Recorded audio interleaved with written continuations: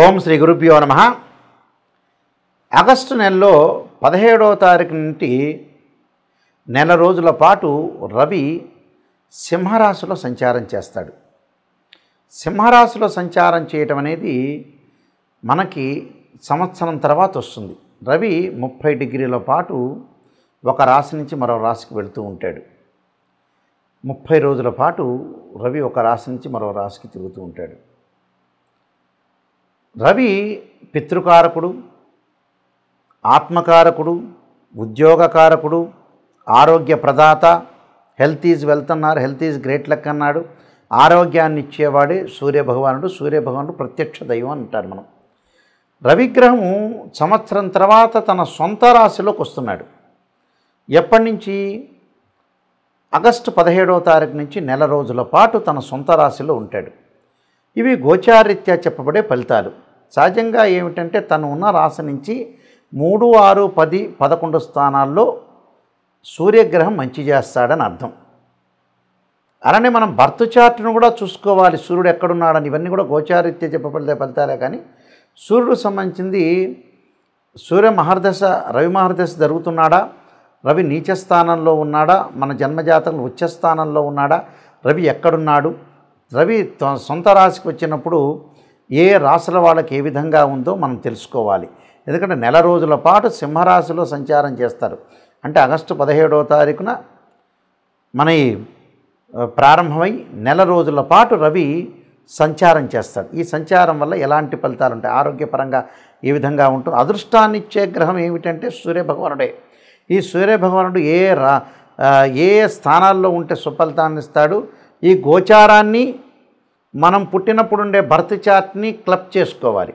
అంటే అక్కడ రవి మహర్దశ బాగా కలిసి వస్తుందా లేదా, ఇక్కడ గోచార రవి ఎలా ఉన్నాడు అంటే గోచార రవిని అక్కడ జన్మజాతకంలో రవి ఏ స్థానంలో ఉన్నాడు, ఏమన్నా మహర్దశ జరుగుతుందా అనేది అనాలిసిస్ చేసుకొని మనం ముందుకు వెళ్తే రవి కలిసి వస్తాడా లేదా అనేది మనం తెలుసుకునే అవకాశం అనేది ఖచ్చితంగా ఉంటుంది.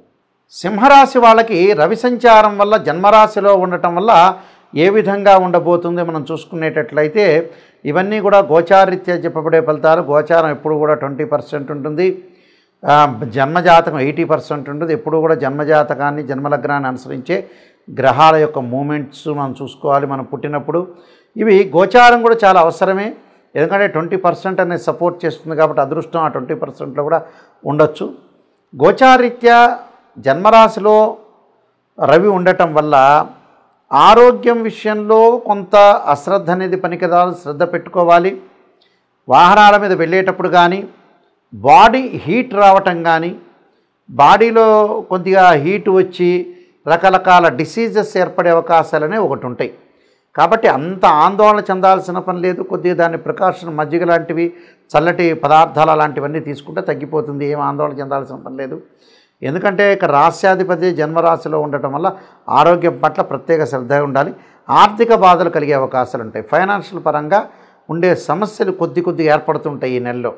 అంటే మరింత ఎక్కువ కాదు కానీ కొద్దిగా అనవసరంగా డబ్బులు చేజార్చామని మానసికంగా కొంత ఆందోళన పడుతూ ఉంటారు.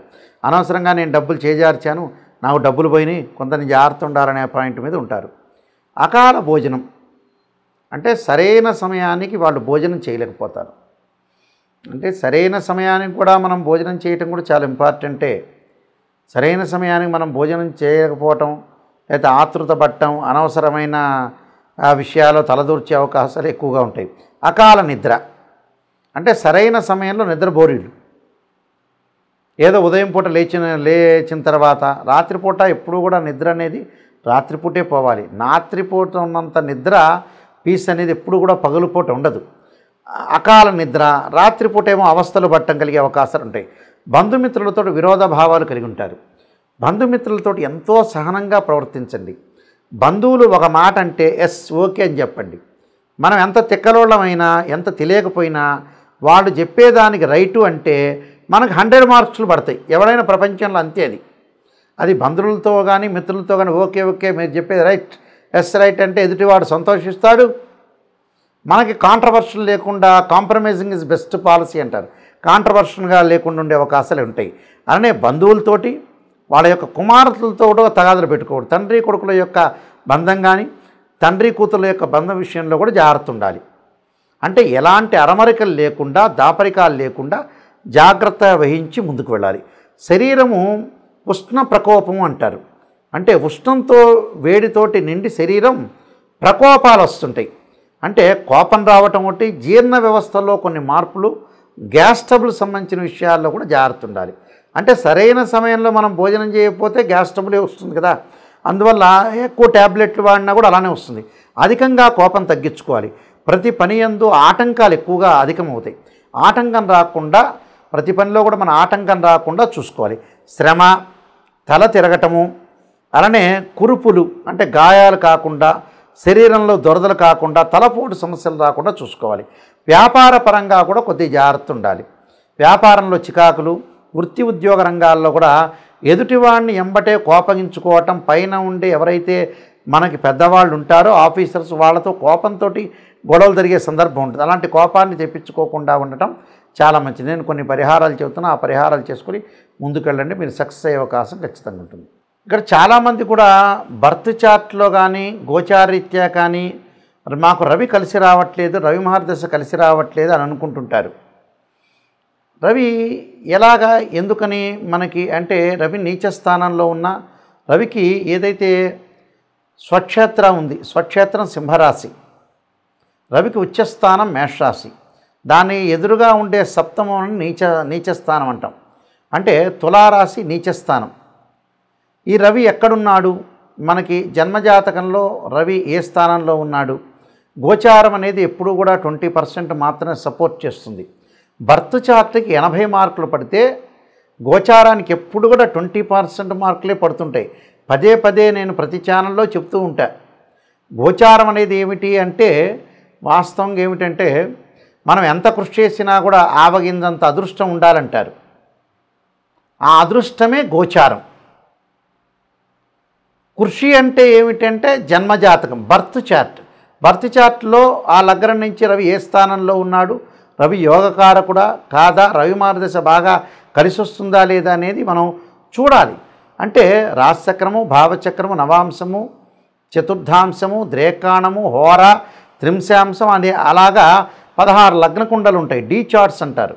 అలానే దశలు, అంతర్దశలు, చాలామంది కూడా ఇవన్నీ కూడా అనాలిసిస్ చేయకుండా ఏదో చెబుతుంటారు, మామూలుగా చెబుతుంటారు. అలా కుదరదు. ఎప్పుడు కూడా జాతకాన్ని పరిపూర్ణంగా కంప్లీట్గా అనాలిసిస్ చేసే జాతకాన్ని చెప్పాలి.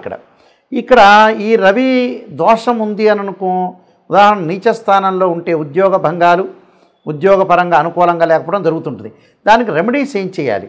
సూర్య నమస్కారాలు, సూర్య హోమము, ఆదిత్యాయుధే సహస్రమూర్తాయుధీమే తన్నో సూర్య ప్రచోదయాత్ అనే మంత్రాన్ని, అలానే గోధుమలు, ఎర్రని వస్త్రము, ఎర్రని పూలు దానం చేయటం, ఆదివారం రోజున ఉపవాసం ఉండటం, సూర్యభగవాను ఆరాధన చేయటం, అలానే మనకి ఆదిత్యుణ్ణి హోమం చేయటం. అంటే ప్రభాకరాయుధే దివాకరాయుధీమే తన్నో సూర్య ప్రచోదయాత్ అనే మంత్రాన్ని, ఆదిత్యాయుధే సహస్రమూర్తాయుధీమే తన్నో సూర్య ప్రచోదయాత్ అనే మంత్రాన్ని, సూర్యుడికి సంబంధించిన అష్టకం చదువుకోవాలి, సూర్య నమస్కారాలు చేసుకోవాలి.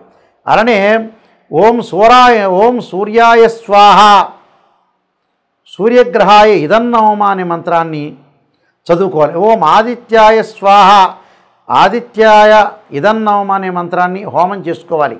అంటే జిల్లేడు సమిధలతోటి హోమం చేయటం వల్ల మనకి అనుకూలంగా ఉండే అవకాశాలు ఖచ్చితంగా ఉంటాయి. కాబట్టి సూర్య నమస్కారాలు, సూర్యుడికి అర్ఘ్యం విడవటం, సూర్యోదయం కాకముందే లేవటము, మనకి సూర్య హోర ఉంటుంది, ఆ హోరలో మనం జపం చేయాలి. అంటే సూర్యగాయత్రి మంత్ర జపం ఉంటుంది. చక్కగా సూర్యుడిని అనుష్ఠానం చేయాలి. సూర్యుని చక్కగా భక్తి శ్రద్ధలతో కొలవటం వల్ల సూర్యుడి యొక్క అనుగ్రహం వల్ల మనకు ఆరోగ్యం బాగుంటుంది, ఉద్యోగం అనుకూలంగా ఉంటుంది, ఉద్యోగంలో ప్రమోషన్లు వస్తాయి. సూర్యుడి వల్ల చాలా శుభత్వాన్ని జరిగే అవకాశం ఉంటుంది. గతంలో పూర్వ రోజుల్లో మనకి సూర్యలైన్ అంటారు, సన్లైన్ అంటారు. అంటే సన్లైన్ ఎక్కడుందని చూసుకుంటుంటారు. మనం ఓల్డ్ సినిమాల్లోకి వెళ్ళామనుకోండి, ఎన్టీ రామారావు, అక్కినేని నాగేశ్వరరావు, కాంతారావు గారి ఈ పిక్చర్లోకి వెళితే రేలంగి వీళ్ళందరూ కూడా ఏం చేస్తారంటే సూర్యరేఖ లేకపోతే సూర్యుడి యొక్క రేఖను ఉండాలని అట్లకాడతోటి కాల్చి చేతుల మీద ఇలా పెట్టుకునేవాళ్ళు. ఓ రేలంగి సినిమాలో ఒకటి ఉంది. అంటే యాస్టీజ్గా అలా పెడితే రాదు, నిజంగా అస్తాముద్రికం ప్రకారంగా సన్లైన్ అనేది బాగుండాలి. అంటే సూర్యుడు అంత అదృష్టాన్ని ఇచ్చేవాడు అని నేను చెబుతున్నాను. అందువల్ల ఆ సూర్యుడు అదృష్ట యోగాన్ని, రాజయోగ కారకత్వాన్ని ఇచ్చేవాడు సూర్యుడు. కాబట్టి ఖచ్చితంగా సూర్యుడు ఇక్కడ అనుకూలంగా ఉండాలి. అనుకూలంగా ఉంటేనే మనం ప్రతి పని చేయగలుగుతాం. సూర్యుడి వల్ల ఎలా ఉంటుంది? ఆరోగ్యం బాగుంటుంది. ఆరోగ్యం బాగుంటే మనం డబ్బు సంపాదించగలుగుతాం. డబ్బు సంపాదిస్తే పెళ్లి చేసుకోగలుగుతాం. పెళ్లి చేసుకుంటే సంతానం కలుగుతుంది. సంతానం వల్ల చర స్థిరాస్తులన్నీ కూడా సంపాదించగలుగుతాం. సంతానం కోసం కష్టపడతాం, అదృష్టాన్ని పెంచుకుంటాం. That is the sun planet. అందువల్ల ఖచ్చితంగా సూర్యుడు ఎలా ఉన్నాడో మనం చూసుకోండి. మీ అందరికీ కూడా సూర్యగ్రహం అనుకూలత ఉండాలని ఆశిస్తూ సర్వే జనా సుఖినో భవంతు.